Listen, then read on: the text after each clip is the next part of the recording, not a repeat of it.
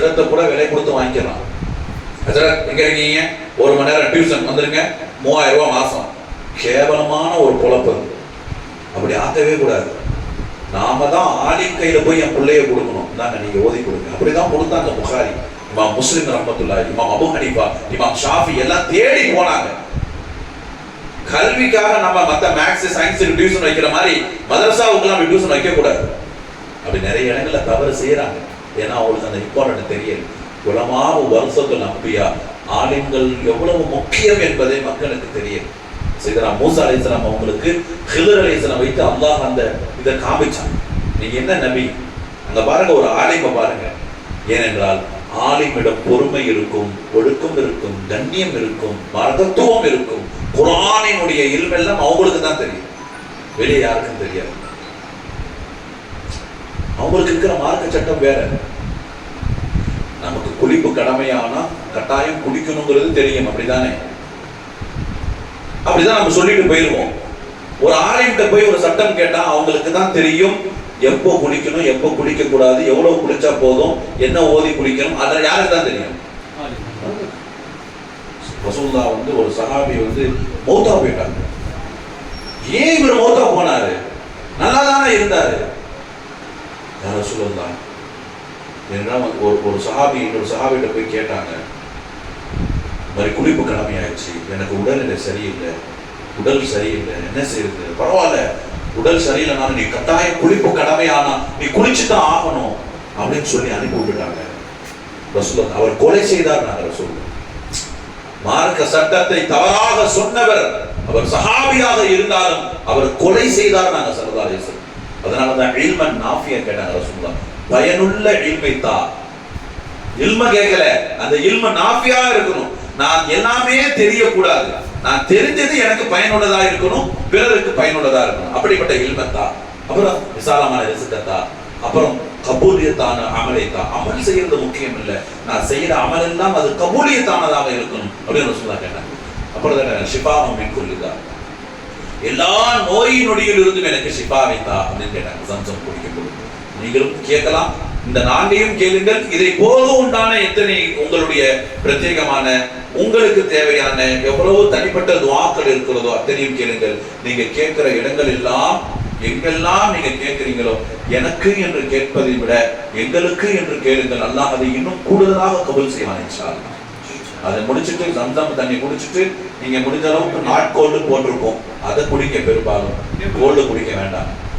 அடுத்தடுத்து நிறைய விஷயங்கள்லாம் இருக்கு. அதை முடிச்சதுக்கு பின்னாடி தான் நீங்க சஃபா மருவாவுக்கு வருவீங்க. இன்ன ஸஃபா வல் மர்வா மின் ஷஆயிரில்லாஹ் அப்படிங்கிற ஆயத்தை ஓதி ஆரம்பிப்போம். அந்த கைடு இருப்பாங்க. சஃபாவை பொறுத்த வரைக்கும் மர்வா வரைக்கும் 1, மர்வாவில இருந்து சஃபா 2, சஃபால இருந்து மர்வா 3, மர்வால இருந்து Safa 4, Safa to Marwah 5, Marwah to Safa 6, Safa to Marwah 7. Kaaba மாதிரி ஹஜ்ரத் அஸ்வத்ல இருந்து ஹஜ்ரத் அஸ்வத் 1, அந்த மாதிரி சஃபால இருந்து சஃபா 1 கணக்கு கிடையாது இங்க. சரிங்களா? அதை நல்லா விளங்கிக்கணும். 7 தடவை நடை தானே தவிர 7 சுத்து அல்ல. சஃபா டு மர்வா என்பது நடை. சரிங்களா? ஒவ்வொரு பச்சை விளக்குடைய மத்தியில் இருக்கக்கூடிய இடத்துல மட்டும் லா இலாஹா இல்லல்லாஹு வஹ்தஹு லா ஷரீக லஹு லஹுல் முல்கு வ லஹுல் ஹம்து யுஹ்யி வ யுமீது பியதிஹில் கைர் வ ஹுவ அலா குல்லி ஷைஇன் கதீர் என்று 4ஆம் கலிமாவை ஓதுகணும். கொஞ்சம் தொங்கோட்டமாக ஓடுவார் ஆண்கள் மட்டும். அந்த பச்சை நிறை முடிஞ்ச உடனே மறுபடியும் நார்மலா அப்படியே ஒரு நடை வந்துடும் இன்ஷா அல்லாஹ். இதை முடிச்சதற்கு பிறகு வெளியே மொட்டை அடித்துக் கொள்வது. மொட்டை ரூம்ல கூட போய் அடிச்சுக்கலாம். அங்க எதுவும் நஜீஸாக்காதீங்க. அங்கே எதையும் நம்ம உடைக்கணும் அவசியம் கிடையாது. ரூம்லயோ சலூன்லயோ அடைச்சுக்கலாம். மொட்டை முடிந்ததற்கு பின்னால் தான் உம்ரா நிறைவு ஆகும். நம்ம முடிச்சிட்டோம், நம்ம மொட்டை இனிமேட்டு அத்தரை பூசிக்கலாம், ஏதாவது ட்ரிம் பண்ணிடலாம். மொட்டை தான் இபாதத்து முடியும். அல்லது நாங்கள் ஒரு பங்கு ஒரு சின்ன இடத்துல இருக்கக்கூடிய பகுதியில முடி அகற்ற வேண்டும். பெண்கள் கடைசி கூந்தல் இருக்கக்கூடிய லாஸ்ட் எண்டுல கொஞ்சோண்டு கத்திரிச்சு முடியெடு அகற்றுவார்கள். அவங்களும் அப்படிதான். அங்கெல்லாம் எதுவும் பண்ணிட வேண்டாம். ரூம்ல போய் கூட லேடிஸ் பண்ணிக்கலாம், ஒன்றும் பிரச்சனை இல்லை. முடிச்சதற்கு பின்னால நம்ம செய்ய வேண்டியது ரப்பனா தக்கப்பல் மின்னா யா அல்லாஹ், என்னிடமிருந்து இந்த அமலை கபூல் செய்வாயாக, என் உம்ராவை கபூல் செய்வாயாக என்று துவா செஞ்சுக்கணும். இதுதான் உம்ராவுடைய அமல். இன்ஷா அல்லாஹ். அதற்கு பின்னால அங்க உங்களுக்கு ஜியாரா பயணம், தாயிஃபுக்கு இன்ஷா அல்லாஹ் ஒரு நாள் கூட்டு போவாங்க. அது நம்ம தனிப்பட்ட பயணம். தாயிஃபுங்கிறது அங்கிருந்து நீங்க ஒரு உபா செய்வீங்க இன்ஷா அல்லாஹ். இதெல்லாம் மேற்கொள்ளுங்க. இது போக மதீனாவுடைய சிறப்புக்குரிய மதீனாவை பற்றி பேசிக்கொண்டே இருக்கலாம். ரசூலுல்லாஹி ஸல்லல்லாஹு அலைஹி வஸல்லம் சொன்னாங்க, துருபத்து அர்தீனா ஷிஃபாஉ மர்தீனா, இந்த மதீனத்து மண் எங்கள் நோய்க்கு ஷிஃபா என்று சொன்னார்கள். மதீனாவுடைய மண்ணை கையில எடுத்து சொன்னாங்க, இந்த மண்ணை எங்களுக்கு மருந்து. நாங்க ஸல்லல்லாஹு அலைஹி வஸல்லம் நிறைய பேருக்கு சஹாபாக்களுக்கு காயம் ஏற்பட்டுச்சு உஹதுடைய யுத்தத்துல, மண்ணை எடுத்து ரசூலுல்லாஹ் ஓதி வச்சாங்க காயத்தை. ஏன்னா மதீனாவுடைய மண்ணு சாதாரண மண்ணு கிடையாது. அன்சாரிகள் கண்மூடித்தனமாக ரசூலுல்லாஹ்வை தேர்ந்தெடுத்துக் கொண்ட அன்சாரிகள் வாழ்ந்த மண் அது. அதனாலதான் அல்லாஹ் ரப்புல் ஆலமீன் அந்த மதீனாவில் இருக்கட்டும் எடுத்துக்கலாம், அந்த மதீனாவுடைய ரௌதாவை அல்லாஹ் மதீனாவிலே நிறுவ செய்வார், மக்காவில் நிறுவ செய்வார். மபைன மஸ்ஜிதி வ மிம்பரி, மபைன மிம்பரி மஸ்ஜிதி வ பைத்தி, என்னுடைய வீட்டுக்கும் மெம்பருக்கும் மத்தியில் உள்ள இடம் ரௌதத்தும் மின் ரியாதில் ஜன்னா. நாங்கள் சொல்லுவோம் சொர்க்கத்தின் பூஞ்சோலையில் ஒரு பூஞ்சோலை. நாங்கள் உலகமே அழிஞ்சாலும் எல்லாம் அழிந்து போகும், அந்த இடம் மட்டும் அழியாது, அப்படியே இருக்கும். அந்த இடத்துல 2 ரக்காத் தொழுகுவோம் இன்ஷா அல்லாஹ். ரௌதா ஷரீஃப் சொர்க்கத்துடைய இடம்னா என்ன அர்த்தம்? சொர்க்கத்துடைய இடம், சொர்க்கத்துடைய தோட்டம் சொல்றாங்க, அதுனா என்ன அர்த்தம்?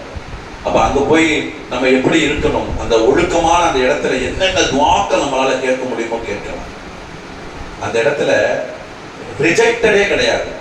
சொர்க்கத்துல ஏதாவது ரிஜெக்டட் இருக்கா? ரிஜெக்டட் கிடையாது. நான் இந்த இடத்துல ஒண்ணு செய்யறேன், இது அல்லாஹ் என் உள்ளத்துல எப்படி இஹ்லாஸ் இருக்கோ அதுக்கேற்ற மாதிரி இருக்குமா, அந்த இடத்துல ரிஜெக்டட் கிடையாது. அந்த இடத்துல எது செய்தாலும் அப்படியே கபூல் தான். அல்லாஹ் அக்பர் கபூல், சுப்ஹானல்லாஹ் கபூல், அல்லாஹ் லா இலாஹா இல்லல்லாஹ் கபூல், அல்லாஹ் அப்படின்ற வார்த்தை கபூல், ரூ அப்படிங்கிற ஒரு எழுத்து இருக்குன்னா அதுவும் கபூல். ரௌதத்தும் மின் ரியாதில் ஜன்னா அப்படின்னு சொல்றாங்க. சாதாரணமான இடம் கிடையாது.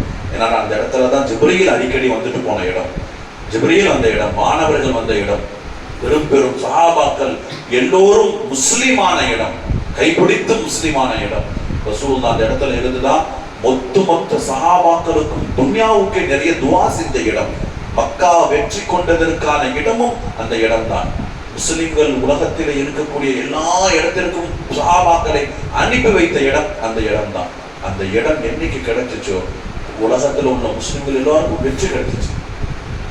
அங்க போய் நம்ம ரசூலுல்லாஹ்வுக்கு ஸலவாத்து ஸலாம் சொல்லுவோம். அஸ்ஸலாத்து வஸ்ஸலாமு அலைக்கும் யா ரசூலல்லாஹ். நம்மள மாதிரி சலாம் சொல்லக்கூடாது, ரொம்ப பணிவா கண்ணியமா போய் நின்று ரசூலுல்லாஹ்வுக்கு சலாம் சொல்லணும், ஸலவாத்து சொல்லணும்.